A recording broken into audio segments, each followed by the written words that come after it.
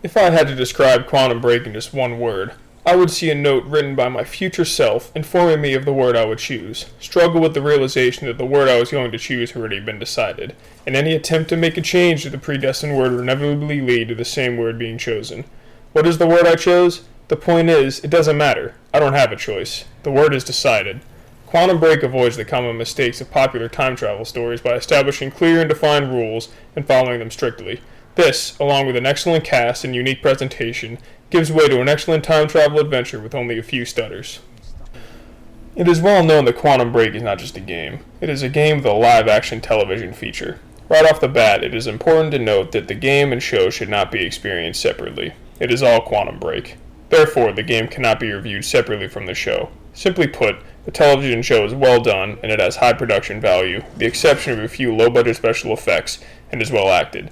The primary purpose of the show is to flesh out the main antagonist, and in this, it succeeds.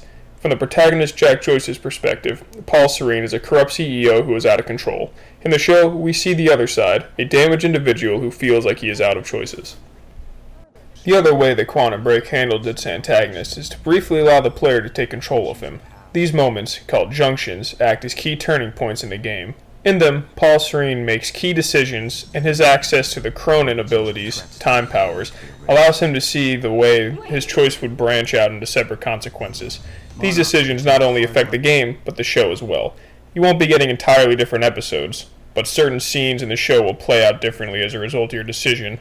There's only one ending to Quantum Break. However, without spoiling anything, the path to the ending can be slightly manipulated, making repeat playthroughs a feasible idea.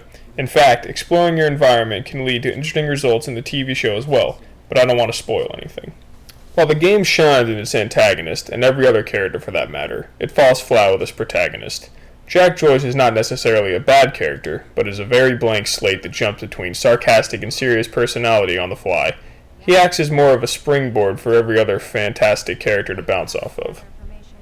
At its core, Quantum Break is a third-person shooter, a competent one, with strange design decisions. For instance, there is no cover button. Instead, Jack Joyce just kind of crouches near cover if you are close enough to it. While it rarely got me outright killed, it occasionally led to frustration in a firefight due to not having direct control of cover. This is the biggest complaint with combat in Quantum Break.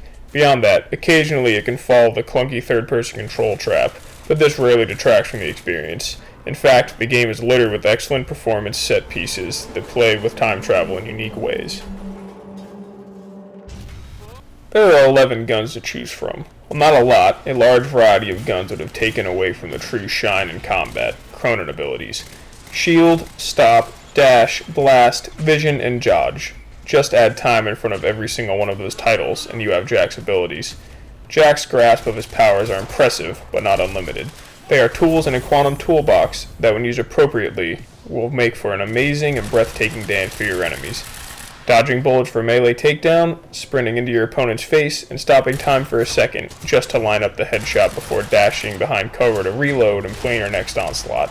When you truly find your groove, Quantum Break is a one-of-a-kind experience. In fact, the potential greatness of the combat mars on the final fight, a frustrating anticlimactic battle that tainted my initial impression. Quantum Break is a unique experience and one that I intend to experience again. The game takes a chance in its storytelling with the television show.